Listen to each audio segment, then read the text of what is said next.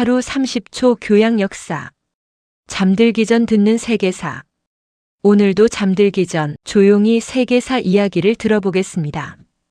역사에는 수많은 인물들이 등장합니다.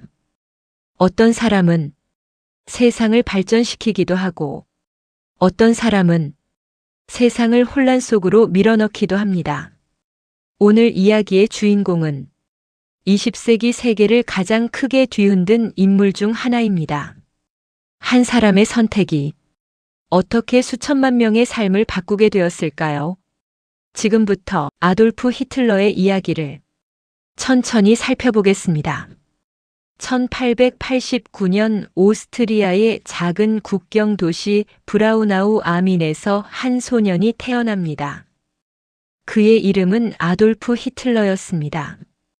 이 도시는 독일과 오스트리아의 경계에 위치한 조용한 마을이었고, 당시에는 특별히 역사적으로 중요한 장소로 알려진 곳이 아니었습니다. 하지만 훗날 이 작은 도시에서 태어난 한 인물은 세계 역사에 깊은 흔적을 남기게 됩니다. 19세기 말의 유럽은 빠르게 변화하고 있었습니다. 산업혁명이 진행되면서 사회 구조가 바뀌고 있었고, 여러 나라에서는 민족주의와 정치적 긴장이 점점 커지고 있었습니다. 오스트리아 제국 역시 다양한 민족이 함께 살아가는 복잡한 국가였고, 독일어를 사용하는 사람들과 다른 민족들 사이의 갈등도 존재했습니다. 이러한 시대적 분위기 속에서 히틀러는 어린 시절을 보내게 됩니다. 히틀러의 아버지 알로이스 히틀러는 세관 공무원이었습니다. 그는 오랫동안 공무원으로 일하면서 안정적인 삶을 살아왔고, 자신의 아들도 같은 길을 걷기를 바랐습니다. 알로이스 히틀러는 매우 엄격한 성격을 가진 사람이었으며, 집안에서도 권위적인 태도를 보이는 경우가 많았습니다. 그는 아들이 규칙을 잘 지키고 안정적인 직업을 가지기를 강하게 원했습니다. 반면 히틀러의 어머니 클라라 히틀러는 조용하고 온화한 성격의 사람이었습니다. 그녀는 가족을 위해 헌신하며 살아가는 사람이었고, 특히 어린 아들을 깊이 사랑했습니다. 히틀러 역시 어머니에게 강한 애정을 느끼고 있었으며, 훗날에도 어머니에 대한 기억을 매우 소중하게 이야기하기도 합니다. 어린 시절의 히틀러는 학교에서 특별히 뛰어난 학생은 아니었습니다. 그는 수학이나 규칙적인 공부에는 큰 흥미를 느끼지 못했고, 교사들과 갈등을 겪는 경우도 있었습니다. 하지만 그림을 그리는 일에는 큰 관심을 보였습니다. 그는 건물이나 풍경을 그리는 것을 좋아했고, 자신이 언젠가 화가가 되어 예술가로 살아가기를 꿈꾸었습니다. 히틀러는 어린 시절부터 독일 문화와 역사에 강한 관심을 보이기도 했습니다. 그는 독일의 역사적 이야기나 영웅적인 전쟁 이야기들을 읽는 것을 좋아했고, 이런 이야기 속에서 강한 국가와 지도자에 대한 상상을 하기도 했습니다. 물론 이 시기에는 아직 정치적인 생각이 뚜렷하게 형성된 것은 아니었지만, 그의 마음속에는 점차 강한 국가와 민족에 대한 관심이 자리 잡기 시작합니다. 하지만 그의 아버지는 이러한 꿈을 강하게 반대했습니다. 알로이스 히틀러는 예술가라는 직업을 매우 불안정한 길이라고 생각했고, 아들이 공무원이 되어 안정적인 삶을 살아가기를 원했습니다. 그는 히틀러에게 학교 공부에 더 집중하라고 말했고, 장래의 세관 공무원이 되는 길을 준비하기를 요구했습니다. 이 문제로 인해 아버지와 아들 사이에는 갈등이 자주 생기게 됩니다. 히틀러는 점점 학교 공부에 흥미를 잃기 시작했고, 자신이 원하는 삶을 찾고 싶다는 생각을 더 강하게 하게 됩니다.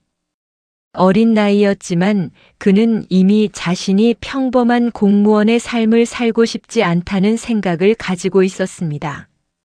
1903년 히틀러의 아버지 알로이스 히틀러가 세상을 떠납니다. 이 사건은 그의 삶에 중요한 변화를 가져옵니다. 아버지가 사라지면서 더 이상 공무원이 되어야 한다는 압박을 직접적으로 받지 않게 되었기 때문입니다. 히틀러는 다시 예술가가 되겠다는 꿈을 진지하게 생각하기 시작합니다. 그는 학교 생활에 점점 흥미를 잃게 되었고 결국 학업을 제대로 마치지 못한 채 새로운 길을 찾기 시작합니다. 그의 마음속에는 이미 오스트리아의 수도 빈으로 가서 미술을 공부하겠다는 생각이 자리 잡고 있었습니다. 당시 빈은 유럽에서 가장 활기찬 문화 도시 중 하나였고 음악과 미술 그리고 건축이 발전한 곳이었습니다. 히틀러는 그곳에서 자신의 꿈을 이루고 새로운 삶을 시작할 수 있을 것이라고 믿었습니다. 1907년 그는 결국 고향을 떠나 빈으로 향하게 됩니다. 이 선택은 단순히 한 젊은이가 예술가의 꿈을 이루기 위해 떠나는 여행처럼 보였습니다. 하지만 이 순간은 훗날 세계 역사의 방향을 바꾸게 되는 긴 여정의 시작이기도 했습니다. 빈에서 그가 겪게 될 경험들은 그의 생각을 바꾸기 시작했고 그가 바라보는 세계의 모습도 점점 달라지게 됩니다. 그리고 그 변화는 결국 한 개인의 삶을 넘어 유럽 전체의 운명에 영향을 미치게 됩니다. 1907년 아돌프 히틀러는 자신의 꿈을 이루기 위해 오스트리아의 수도 빈으로 향합니다. 당시 빈은 유럽에서 가장 화려한 문화 도시 중 하나였으며 음악과 미술 그리고 건축이 크게 발전한 도시였습니다. 젊은 예술가들이 모여들던 이 도시는 히틀러에게 새로운 가능성이 열릴 곳처럼 보였습니다. 히틀러가 빈으로 향한 가장 큰 이유는 미술 아카데미에 입학하기 위해서였습니다. 그는 빈 미술 아카데미에 지원하며 자신이 화가로서 성공할 수 있을 것이라고 믿고 있었습니다. 하지만 현실은 그가 기대했던 것과 전혀 달랐습니다. 1907년 히틀러는 빈 미술 아카데미 입학 시험을 치르게 됩니다. 그는 자신이 준비한 그림들을 제출하며 시험을 보았지만 결과는 합격이 아니었습니다. 심사위원들은 그의 그림이 미술가로서 충분한 재능을 보여주지 못한다고 판단했습니다. 특히 인물을 그리는 능력이 부족하다는 평가를 받았습니다. 이 소식은 히틀러에게 큰 충격이었습니다. 그는 자신이 예술가가 될 수 있다고 확신하고 있었기 때문에 이 실패를 쉽게 받아들이지 못했습니다. 하지만 그는 포기하지 않았습니다. 다음 해 다시 한번 미술 아카데미에 지원하기로 결심합니다. 그러나 그의 삶에는 또 다른 시련이 찾아옵니다. 같은 해인 1907년 그의 어머니 클라라 히틀러가 병으로 세상을 떠나게 됩니다. 히틀러는 어머니를 매우 사랑하고 있었기 때문에 이 사건은 그에게 큰 상처를 남기게 됩니다. 어머니의 죽음은 그에게 깊은 슬픔과 함께 삶의 방향을 잃게 만드는 사건이었습니다. 1908년 히틀러는 다시 빈 미술 아카데미에 지원합니다. 그는 이번에는 반드시 합격할 것이라고 기대했습니다. 하지만 결과는 다시 실패였습니다. 심사위원들은 그의 작품이 여전히 기준에 미치지 못한다고 판단했습니다. 두 번의 실패는 히틀러의 인생을 크게 흔들어 놓습니다. 그는 더 이상 미술 아카데미에 들어갈 수 없었고 예술가가 되겠다는 꿈도 점점 멀어지게 됩니다. 그는 빈에 남아 생활을 이어가기로 했지만 현실은 매우 힘들었습니다. 가족의 지원도 거의 없었고 안정적인 직업도 없었기 때문에 생활은 점점 어려워지기 시작합니다. 이 시기에 히틀러는 매우 가난한 생활을 하게 됩니다. 그는 값싼 숙소를 전전하며 살았고 때로는 노숙자 보호소에서 생활하기도 했습니다. 돈이 부족했기 때문에 하루하루 생활을 이어가는 것 자체가 쉽지 않았습니다. 히틀러는 생계를 유지하기 위해 작은 그림들을 그려서 팔기도 했습니다. 그는 빈의 거리나 건물을 그린 그림들을 관광객들에게 판매하며 생활비를 마련하려고 했습니다. 이러한 그림들은 전문적인 미술 작품이라기보다는 기념품에 가까운 것이었지만 그에게는 생계를 유지하기 위한 중요한 수단이었습니다. 이 시기 빈은 매우 복잡한 도시였습니다. 오스트리아 제국의 수도였던 빈에는 독일인뿐만 아니라 체코인, 헝가리인, 유대인 그리고 다양한 민족들이 함께 살아가고 있었습니다. 서로 다른 문화와 언어를 가진 사람들이 모여 있었기 때문에 도시의 분위기는 활기차면서도 동시에 갈등이 존재하는 곳이었습니다. 히틀러는 이런 환경 속에서 점점 강한 민족주의적인 생각을 접하게 됩니다. 당시 유럽에서는 민족주의가 크게 확산되고 있었고 여러 정치 집단들이 자신들의 사상을 주장하고 있었습니다. 빈에서도 정치적인 연설이나 선전 활동이 거리 곳곳에서 이루어지고 있었습니다. 히틀러는 이런 정치적 분위기를 가까이에서 접하며 점차 강한 생각들을 받아들이기 시작합니다. 특히 독일 민족의 우월성을 강조하는 사상과 반유대주의적인 주장들이 당시 정치 운동 속에서 등장하고 있었는데 이러한 주장들은 히틀러의 생각에도 영향을 미치게 됩니다. 그는 종종 정치 연설을 들으며 사람들의 반응을 관찰했고 강한 언어와 선동적인 연설이 사람들에게 어떤 영향을 미치는지도 지켜보게 됩니다. 이러한 경험은 훗날 그가 정치 연설가로 활동하게 될 때 중요한 경험이 됩니다. 하지만 이 시기에 히틀러는 아직 정치인이 아니었습니다. 그는 여전히 가난한 청년이었고 미래가 불확실한 상태였습니다. 예술가의 꿈은 이미 무너졌고 안정적인 직업도 없었습니다. 그의 삶은 방향을 잃은 채 흘러가고 있었습니다. 1913년 히틀러는 결국 빈을 떠나기로 결심합니다. 그는 새로운 삶을 찾기 위해 독일의 도시 뮌헨으로 이동하게 됩니다. 이 선택은 그의 삶에서 또 하나의 중요한 전환점이 됩니다. 그리고 얼마 지나지 않아 유럽 전체를 뒤흔들 거대한 사건이 일어나게 됩니다. 1914년 제1차 세계대전이 시작됩니다. 이 전쟁은 1914년부터 1918년까지 이어진 세계적인 전쟁이었으며 유럽의 질서를 완전히 바꾸게 되는 사건이었습니다. 이 전쟁은 한 가난한 청년의 삶도 완전히 바꾸게 됩니다. 그 청년이 바로 아돌프 히틀러였습니다.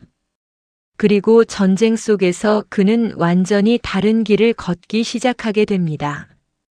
1914년 유럽에서는 거대한 전쟁이 시작됩니다.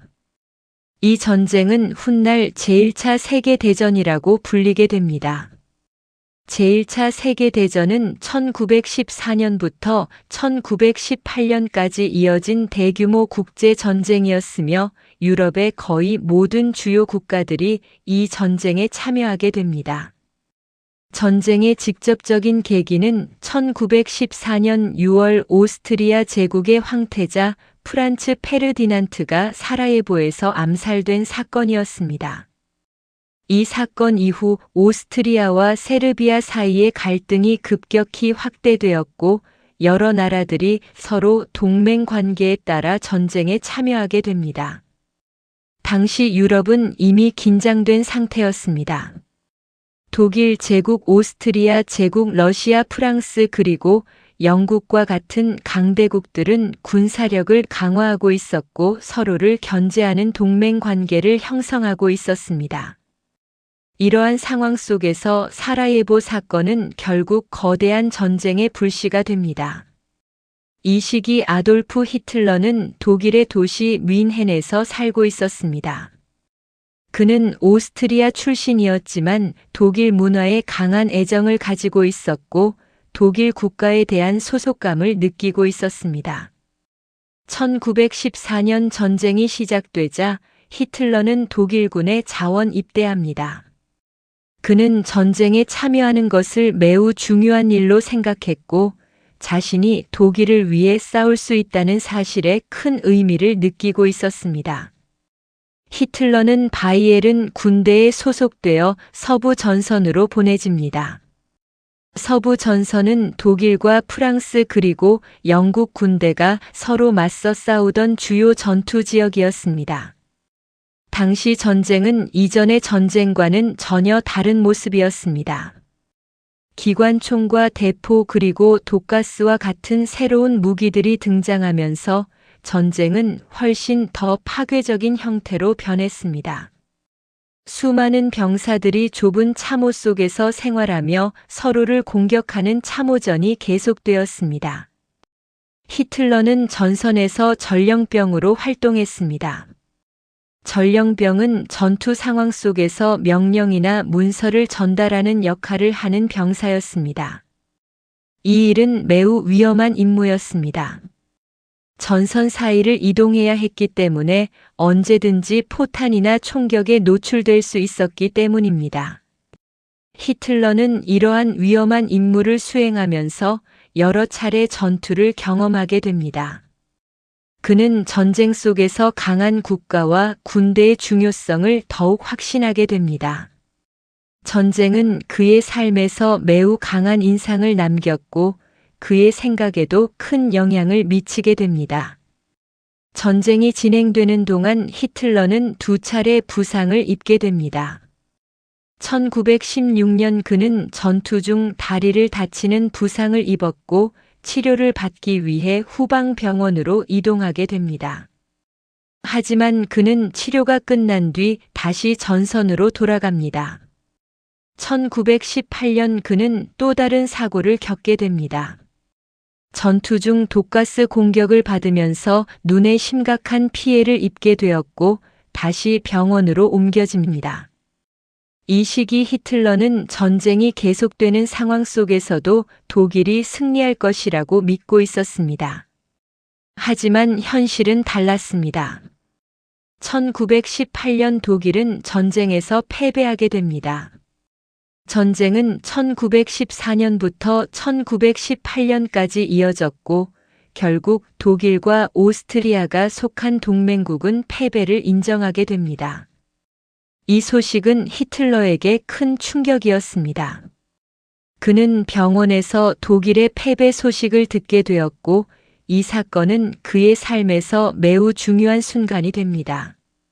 히틀러는 독일 군대가 전장에서 완전히 패배한 것이 아니라 정치적인 이유로 전쟁이 끝났다고 믿게 됩니다. 그는 독일 내부의 정치 세력들이 국가를 약하게 만들었고 결국 전쟁에서 패배하게 만들었다고 생각했습니다. 이 생각은 훗날 그의 정치적인 주장 속에서도 반복적으로 등장하게 됩니다. 그는 독일이 다시 강해져야 한다고 주장하게 되었고 패전 이후의 독일 상황을 매우 부정적으로 바라보게 됩니다. 1919년 전쟁이 끝난 뒤 독일은 베르사유 조약을 체결하게 됩니다. 이 조약은 독일에게 매우 불리한 조건을 담고 있었습니다. 독일은 많은 영토를 잃게 되었고 군대 규모도 크게 제한되었으며 막대한 전쟁 배상금을 지불해야 했습니다. 이러한 상황은 독일 사회 전체에 큰 혼란을 가져옵니다. 경제는 불안정해지고 사람들의 불만도 점점 커지게 됩니다. 이 시기 히틀러 역시 전쟁이 끝난 뒤 새로운 삶을 찾아야 하는 상황에 놓이게 됩니다. 하지만 그는 이전과 같은 평범한 삶으로 돌아가기를 원하지 않았습니다. 전쟁 속에서 형성된 그의 생각과 경험은 이제 새로운 방향으로 움직이기 시작합니다. 그는 점점 정치에 관심을 가지게 되었고 독일의 미래를 바꾸어야 한다는 생각을 가지게 됩니다. 그리고 얼마 지나지 않아 그는 작은 정치 단체에 참여하게 됩니다. 이 선택은 결국 그의 인생을 완전히 바꾸게 되는 결정이 됩니다. 그 작은 정치 단체는 훗날 세계 역사에서 매우 중요한 이름으로 알려지게 됩니다. 바로 나치당이었습니다. 1918년 제1차 세계대전이 끝난 뒤 독일 사회는 큰 혼란 속에 빠지게 됩니다. 전쟁은 1914년부터 1918년까지 이어졌고 독일은 결국 패배를 인정하게 됩니다. 전쟁이 끝난 이후 독일 제국은 붕괴되었고 새로운 공화국 정부가 세워집니다. 이 정부는 훗날 바이마르 공화국이라고 불리게 됩니다. 하지만 전쟁의 패배는 독일 사회 전체에 큰 충격을 남겼습니다. 많은 사람들은 자신들이 왜 전쟁에서 패배했는지 이해하지 못했고 정치 지도자들에 대한 불신도 점점 커지게 됩니다. 1919년 독일은 베르사유 조약을 체결하게 됩니다. 이 조약은 독일에게 매우 불리한 조건을 담고 있었습니다. 독일은 상당한 영토를 잃게 되었고 군대의 규모도 크게 제한되었습니다. 또한 막대한 전쟁 배상금을 지불해야 했습니다. 이러한 상황은 독일 사회에 강한 분노와 좌절을 만들어냅니다. 많은 사람들은 베르사유 조약을 국가의 굴욕이라고 생각했습니다. 이 시기 아돌프 히틀러는 여전히 군대에 남아 있었습니다. 전쟁이 끝난 뒤 독일군은 병사들에게 정치 단체들을 감시하는 임무를 맡기기도 했습니다. 히틀러 역시 이러한 임무를 수행하게 됩니다. 1919년 어느 날 히틀러는 뮌헨에서 열리고 있던 한 작은 정치 모임에 참석하게 됩니다. 그 모임은 독일 노동자당이라는 이름을 가진 작은 정치 단체였습니다. 당시 이 정당은 거의 알려지지 않은 작은 조직이었습니다. 하지만 히틀러는 이 모임에서 열린 토론에 참여하면서 강하게 의견을 이야기하게 됩니다. 그의 말은 매우 강한 표현을 사용하고 있었고 주변 사람들에게 강한 인상을 남기게 됩니다. 모임에 있던 당 지도자들은 히틀러의 말하는 능력에 관심을 가지게 됩니다. 그들은 히틀러에게 당에 가입할 것을 제안합니다. 1919년 히틀러는 결국 독일 노동자당에 가입하게 됩니다. 이 순간은 그의 삶에서 매우 중요한 전환점이 됩니다. 그는 점점 정치 활동에 깊이 참여하게 되었고 자신의 생각을 사람들 앞에서 이야기하기 시작합니다. 그의 연설은 매우 강한 감정을 담고 있었고 당시 혼란 속에 있던 많은 사람들에게 영향을 주기 시작합니다. 히틀러는 특히 베르사유 조약을 강하게 비판했고 독일이 다시 강해져야 한다고 주장했습니다. 이러한 메시지는 당시 독일 사회에서 많은 공감을 얻기 시작합니다. 그리고 이 작은 정치 단체는 점점 더 큰 조직으로 변화하기 시작합니다. 1920년 히틀러가 속한 독일 노동자당은 이름을 바꾸게 됩니다. 이 정당의 새로운 이름은 국가사회주의 독일 노동자당이었습니다. 이 정당은 훗날 나치당이라는 이름으로 더 널리 알려지게 됩니다. 히틀러는 이 정당 안에서 점점 중요한 인물이 됩니다. 그의 가장 큰 능력은 바로 연설이었습니다. 그는 사람들 앞에서 강한 목소리로 연설하며 청중의 감정을 자극하는 능력을 가지고 있었습니다. 당시 독일 사회는 경제적인 어려움과 정치적인 혼란 속에 있었습니다.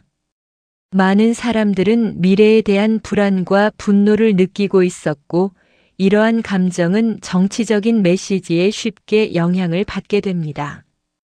히틀러의 연설은 바로 이러한 감정을 자극했습니다. 그는 독일이 강한 국가가 되어야 한다고 주장했고 베르사유 조약을 반드시 다시 바꿔야 한다고 말했습니다. 또한 독일 사회의 문제를 특정 집단의 책임으로 돌리는 주장도 하게 됩니다. 이러한 강한 메시지는 많은 사람들에게 큰 영향을 미치게 됩니다. 히틀러는 점점 더 많은 사람들 앞에서 연설을 하게 되었고 그의 이름도 뮌헨 지역에서 조금씩 알려지기 시작합니다. 1921년 히틀러는 결국 나치당의 지도자가 됩니다.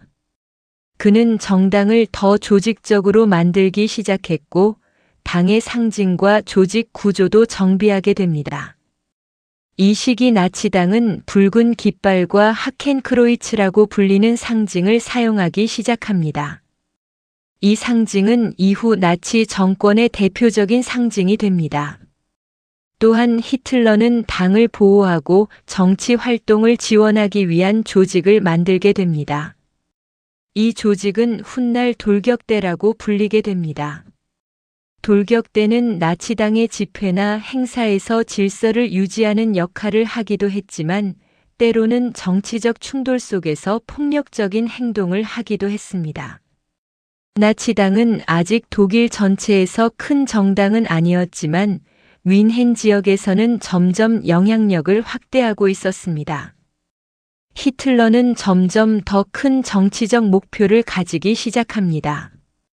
그는 단순히 정당의 지도자가 되는 것을 넘어 독일 전체의 권력을 바꾸고 싶어 했습니다. 그리고 그는 매우 위험한 선택을 하게 됩니다. 1923년 독일 경제는 매우 심각한 위기를 겪고 있었습니다.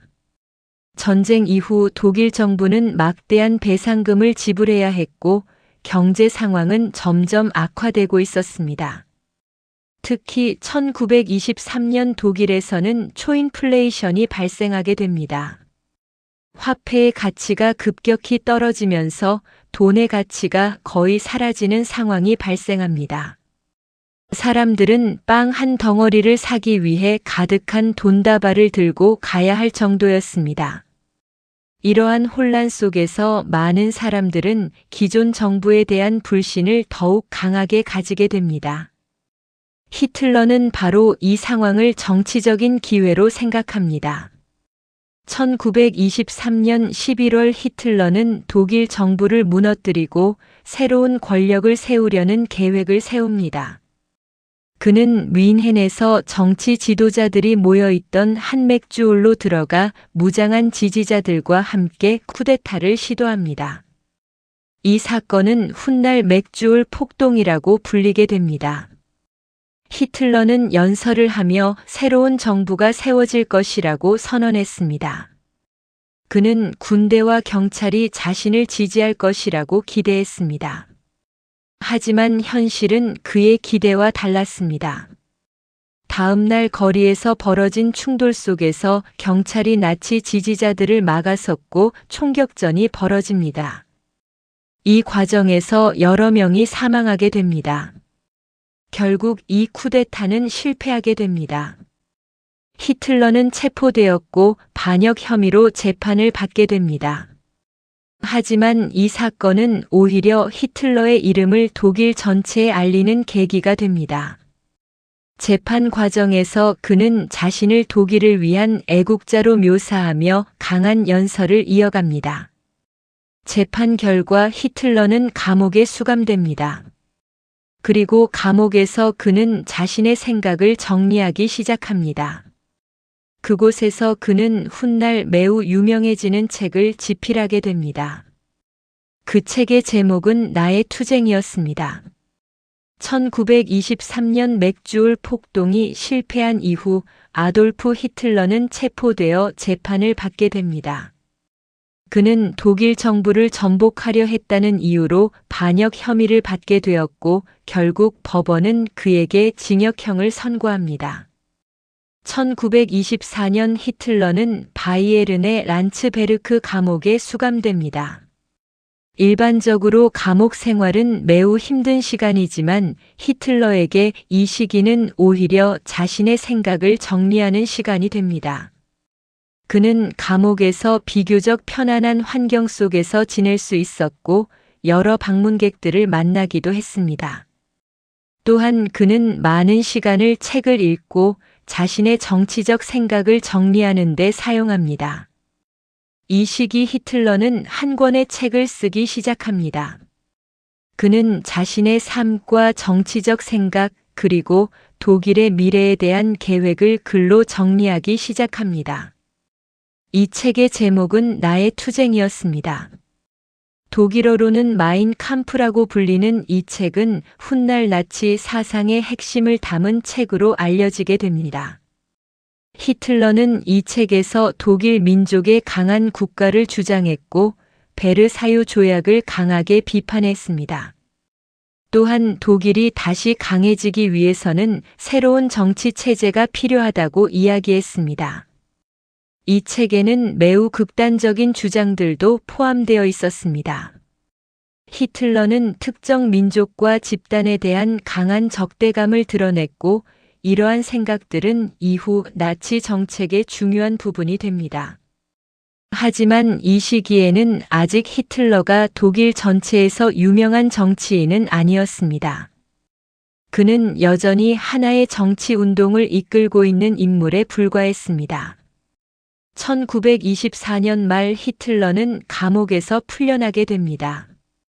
그는 예상보다 짧은 기간만 복역하게 되었고 다시 정치 활동을 시작할 수 있게 됩니다. 하지만 감옥에서 나온 히틀러는 이전과는 조금 다른 전략을 세우게 됩니다. 그는 무력을 사용한 쿠데타 방식으로 권력을 잡는 것은 어렵다는 사실을 깨닫게 됩니다. 이제 그는 새로운 방법을 선택합니다. 바로 선거와 정치 활동을 통해 합법적으로 권력을 얻는 방법이었습니다. 1925년 감옥에서 나온 히틀러는 다시 나치당을 재정비하기 시작합니다. 맥주올 폭동 이후 나치당은 일시적으로 활동이 제한되었지만 히틀러는 당을 다시 조직하기 시작합니다.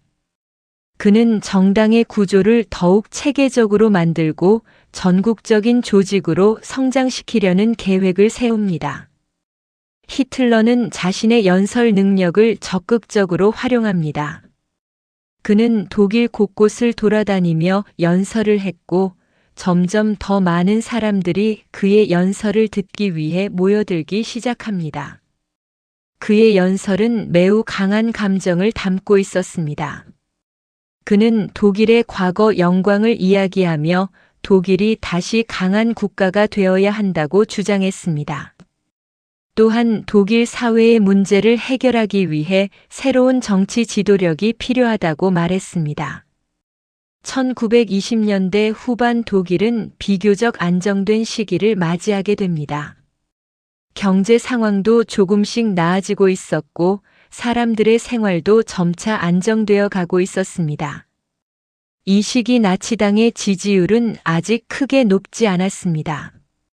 많은 사람들은 히틀러를 급진적인 정치인으로 생각했고 그의 주장에 대해 거리를 두는 경우도 많았습니다. 하지만 히틀러는 포기하지 않았습니다. 그는 정당 조직을 확대하고 선전 활동을 강화하며 장기적인 계획을 세우기 시작합니다. 나치당은 점점 더 조직적인 정치 운동으로 성장합니다. 당 내부에는 여러 조직들이 만들어졌고 선전 활동과 정치 집회도 점점 규모가 커지기 시작합니다. 히틀러는 특히 선전의 중요성을 강조했습니다. 그는 사람들의 감정에 영향을 주는 연설과 상징 그리고 대규모 집회를 통해 대중의 관심을 끌어야 한다고 생각했습니다. 이러한 전략은 훗날 나치당이 대중 정치 운동으로 성장하는 데 중요한 역할을 하게 됩니다. 하지만 나치당이 실제로 큰 힘을 가지게 되는 계기는 아직 등장하지 않았습니다. 그 계기는 전혀 예상하지 못한 곳에서 시작됩니다. 바로 세계 경제의 붕괴였습니다. 1929년 세계 경제는 큰 위기를 맞이하게 됩니다. 미국의 뉴욕 주식 시장이 폭락하면서 세계 경제 전체가 큰 충격을 받게 됩니다.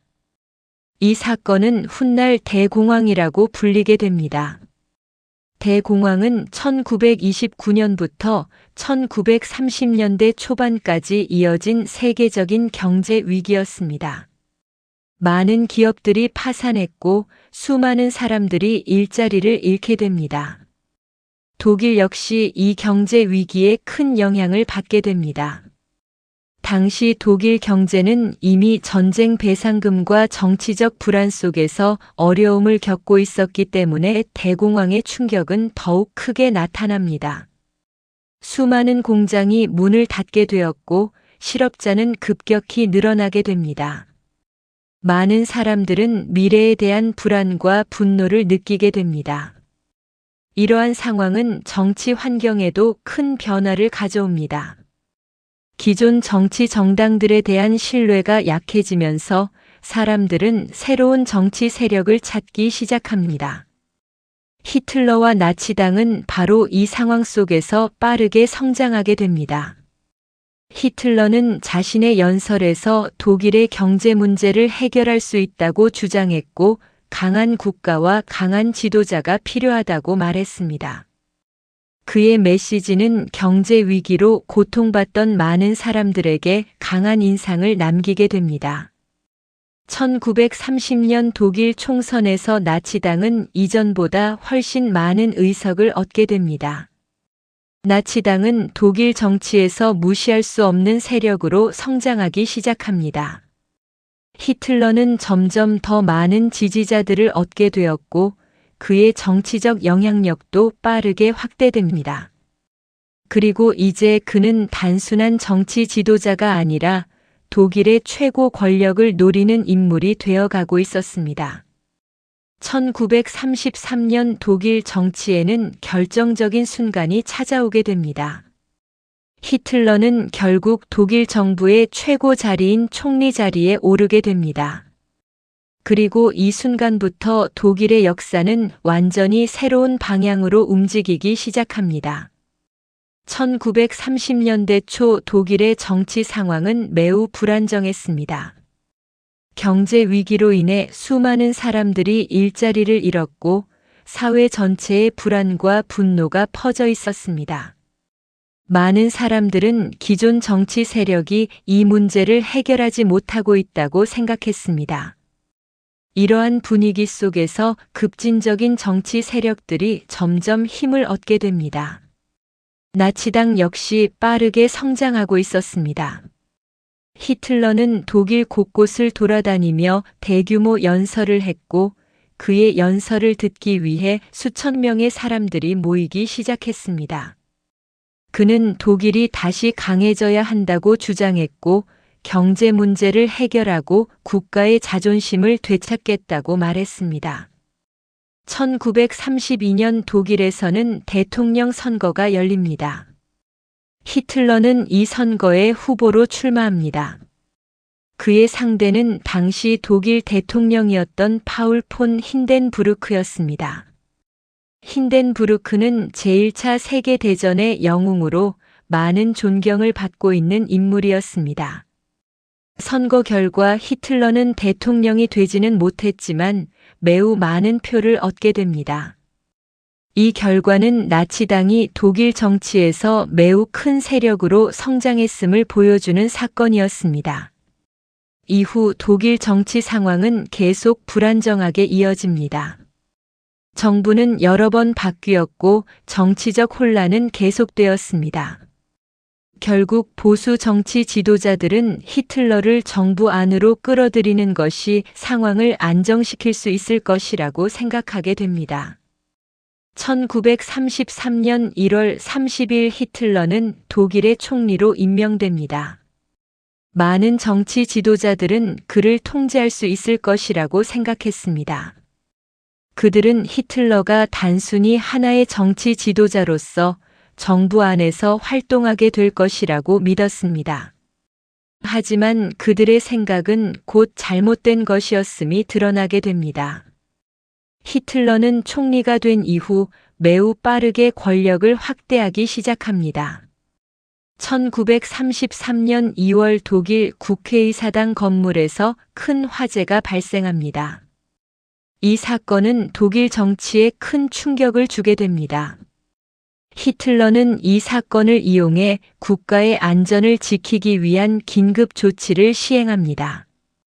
이 조치를 통해 정부는 시민의 자유를 제한할 수 있는 권한을 얻게 됩니다. 정치적 반대 세력은 점점 활동하기 어려워지게 됩니다.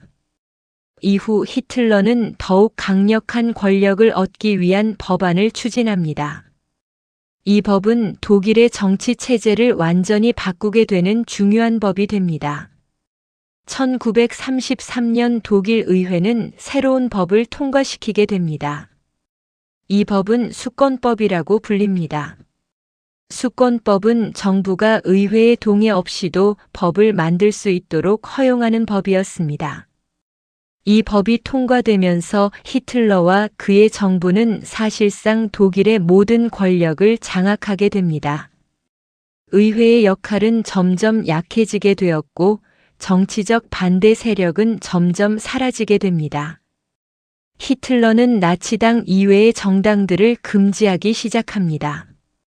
독일의 정치 체제는 점점 하나의 정당만 존재하는 구조로 변하게 됩니다. 이 시기 나치 정권은 사회 전반을 통제하기 시작합니다. 언론은 정부의 통제를 받게 되었고 학교와 문화기관들도 나치 이념을 따르도록 변화하게 됩니다. 1934년 독일 정치에는 또 하나의 중요한 사건이 발생합니다. 당시 독일 대통령이었던 힌덴부르크가 세상을 떠나게 됩니다. 히틀러는 이 순간을 이용해 대통령과 총리의 권한을 하나로 합치게 됩니다. 그는 독일의 최고 지도자가 되었고 스스로를 총통이라고 부르기 시작합니다. 이제 독일은 사실상 한 사람의 권력 아래 놓이게 됩니다. 히틀러는 군대와 정부 그리고 사회 전체를 자신의 통제 아래 두게 됩니다. 많은 사람들은 이러한 변화를 지지하기도 했지만 동시에 독일 사회는 점점 더 강한 통제 속으로 들어가게 됩니다. 나치 정권은 자신들의 이념을 독일 사회 전체에 퍼뜨리기 시작합니다. 국가의 힘과 민족의 단결을 강조하는 선전이 계속 이루어집니다. 히틀러는 이제 독일 내부의 권력을 거의 완전히 장악하게 됩니다. 그리고 그는 이제 더 큰 목표를 바라보기 시작합니다. 그 목표는 독일의 국경을 넘어 유럽 전체로 향하고 있었습니다. 전쟁을 준비하는 독일. 1930년대 중반 히틀러는 독일의 군사력을 빠르게 강화하기 시작합니다. 베르사유 조약은 독일의 군대 규모를 제한하고 있었지만 히틀러는 이러한 제한을 점점 무시하기 시작합니다. 1935년 독일은 새로운 군대를 조직하고 병역 제도를 다시 도입합니다. 이는 베르사유 조약을 명백히 위반하는 행동이었지만 당시 유럽의 여러 나라들은 강력한 대응을 하지 못했습니다. 히틀러는 독일의 군사력을 빠르게 확장시켰고 새로운 무기와 군대를 준비하기 시작합니다. 그는 독일이 다시 강한 국가가 되어야 한다고 주장했고 많은 독일 사람들도 이러한 변화에 기대를 가지게 됩니다. 1936년 독일 군대는 라인란트 지역으로 진군합니다. 이 지역은 베르사유 조약에 의해 군대가 들어갈 수 없는 곳이었습니다. 하지만 독일 군대는 그곳에 들어가 군대를 배치하게 됩니다. 이 사건은 유럽 정치에 큰 긴장을 만들어냅니다. 하지만 프랑스와 영국은 군사적으로 대응하지 않았습니다. 히틀러는 이러한 상황을 보며 자신감을 얻기 시작합니다. 그는 유럽 국가들이 독일의 행동에 강하게 대응하지 않을 것이라고 판단합니다. 1938년 독일은 오스트리아를 독일에 합치는 정책을 추진합니다.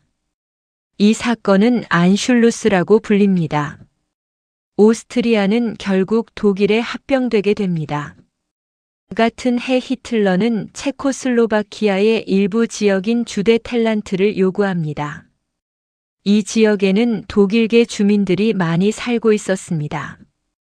1938년 뮌헨 협정이 체결되면서 이 지역은 결국 독일에 넘어가게 됩니다. 많은 유럽 지도자들은 전쟁을 피하기 위해 이러한 결정을 내렸습니다.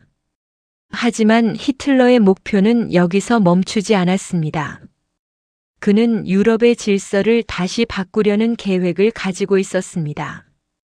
그리고 결국 유럽은 다시 한번 거대한 전쟁 속으로 들어가게 됩니다. 1939년 독일은 폴란드를 침공합니다. 이 사건은 제2차 세계대전의 시작이 됩니다. 제2차 세계대전은 1939년부터 1945년까지 이어진 세계 역사상 가장 큰 전쟁이었습니다. 1939년 유럽의 긴장은 결국 전쟁으로 이어지게 됩니다. 히틀러는 이미 여러 차례 영토를 확장하며 독일의 힘을 보여주고 있었습니다. 하지만 이제 그의 목표는 훨씬 더 큰 것이었습니다. 1939년 9월 독일은 폴란드를 침공합니다. 독일군은 매우 빠른 속도로 공격을 시작했고 새로운 전술을 사용했습니다. 이 전술은 전격전이라고 불리며 빠른 기동력과 강력한 화력을 동시에 사용하는 방식이었습니다. 폴란드는 독일군의 공격을 막기 어려웠습니다. 독일군의 빠른 진격 속에서 폴란드는 점점 밀리게 됩니다. 폴란드를 공격한 사건은 유럽 전체를 전쟁으로 끌어들이게 됩니다. 폴란드를 지원하기로 약속했던 영국과 프랑스는 결국 독일의 선전포고를 하게 됩니다. 이렇게 해서 제2차 세계대전이 시작됩니다. 제2차 세계대전은 1939년부터 1945년까지 이어진 세계 역사상 가장 큰 전쟁이었습니다. 전쟁 초반 독일은 매우 빠르게 승리를 거두기 시작합니다. 1940년 독일군은 덴마크와 노르웨이를 점령했고 이어서 벨기에와 네덜란드 그리고 프랑스까지 공격하게 됩니다. 프랑스는 당시 유럽에서 강한 군사력을 가진 나라였지만 독일군의 빠른 공격에 대응하지 못합니다. 결국 1940년 프랑스는 독일에 패배하게 됩니다. 히틀러는 이제 유럽 대부분을 자신의 영향력 아래 두게 됩니다. 그의 권력은 이전보다 훨씬 더 강해졌습니다. 하지만 전쟁은 아직 끝나지 않았습니다. 히틀러는 더 큰 전쟁을 시작하게 됩니다. 1941년 독일은 소련을 공격합니다. 이 공격은 바르바로사 작전이라고 불립니다. 독일군은 매우 넓은 전선에서 공격을 시작했고 전쟁은 더욱 거대한 규모로 확대됩니다. 이 전쟁은 결국 세계 여러 나라들을 끌어들이게 됩니다. 미국 역시 전쟁에 참여하게 되면서 전쟁의 규모는 더욱 커지게 됩니다. 전쟁은 이제 전 세계가 참여하는 거대한 충돌로 변하게 됩니다.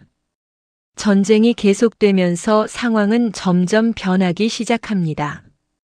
초기에는 독일이 빠르게 승리했지만 시간이 지나면서 독일의 상황은 점점 어려워지게 됩니다.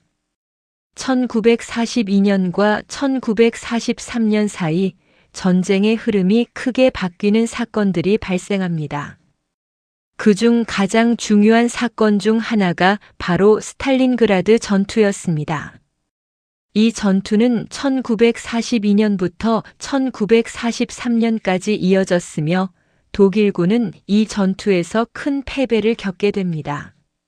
스탈린그라드 전투 이후 독일군은 점점 밀리기 시작합니다. 소련군은 동쪽에서 반격을 시작했고 서쪽에서는 연합군이 공격을 준비하고 있었습니다. 1944년 6월 연합군은 프랑스 노르망디 해안에 상륙합니다. 이 작전은 노르망디 상륙 작전이라고 불립니다. 이 작전은 서부 전선에서 독일군을 크게 압박하게 됩니다. 동쪽에서는 소련군이 계속 독일을 향해 진격하고 있었습니다. 독일은 이제 두 방향에서 공격을 받게 됩니다. 1945년 전쟁은 마지막 단계에 들어가게 됩니다. 연합군은 서쪽에서 독일로 들어오고 있었고 소련군은 동쪽에서 베를린을 향해 진격하고 있었습니다. 1945년 4월 소련군은 결국 독일의 수도 베를린에 도달하게 됩니다. 전투는 매우 치열하게 진행되었지만 독일은 더 이상 전쟁을 계속할 수 없는 상황이었습니다. 같은 해 1945년 4월 아돌프 히틀러는 베를린의 지하 벙커에 머물고 있었습니다. 전쟁이 끝나가고 있다는 사실을 알고 있던 그는 결국 스스로 생을 마감하게 됩니다. 1945년 5월 독일은 공식적으로 항복합니다. 이렇게 해서 1939년부터 1945년까지 이어진 제2차 세계대전은 끝나게 됩니다. 이 전쟁은 수천만 명의 생명을 앗아간 역사상 가장 큰 전쟁 중 하나였습니다. 아돌프 히틀러는 20세기 역사에서 가장 강한 논쟁을 불러오는 인물 중 하나입니다. 그는 한 나라의 지도자로서 권력을 잡았지만 그의 선택은 결국 세계를 거대한 전쟁 속으로 끌어들이게 됩니다. 히틀러의 시대는 많은 사람들에게 큰 고통을 남겼습니다. 전쟁과 폭력 그리고 수많은 비극적인 사건들이 이 시기에 일어나게 됩니다. 역사는 단순히 한 인물만으로 만들어지는 것은 아닙니다. 하지만 한 사람의 선택이 역사에 큰 영향을 미칠 수 있다는 사실을 우리는 이 이야기를 통해 볼 수 있습니다.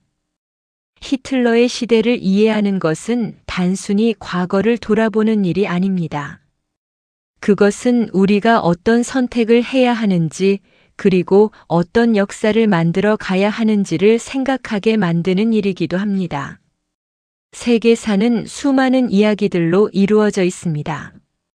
그리고 그 이야기 속에서 우리는 인간과 권력 그리고 선택의 의미를 다시 생각하게 됩니다. 오늘 우리는 한 인물의 삶을 따라가며 20세기 세계사의 중요한 순간들을 함께 살펴보았습니다. 1889년 오스트리아의 작은 도시에서 태어난 한 소녀는 결국 독일의 지도자가 되었고 그의 선택은 세계를 거대한 전쟁 속으로 끌어들이게 됩니다. 역사는 때때로 한 개인의 선택에 의해 크게 움직이기도 합니다. 하지만 동시에 역사는 우리가 과거에서 무엇을 배우느냐에 따라 미래가 달라질 수 있다는 사실도 보여줍니다. 지금까지 잠들기 전 듣는 세계사였습니다. 오늘 이야기가 편안한 밤의 시간이 되었기를 바랍니다. 다음 시간에는 또 다른 세계사의 이야기로 찾아오겠습니다. 편안한 밤 되시길 바랍니다. 지금까지 하루 30초 교양 역사였습니다. 도움이 되셨다면 구독, 좋아요, 알림 부탁드립니다.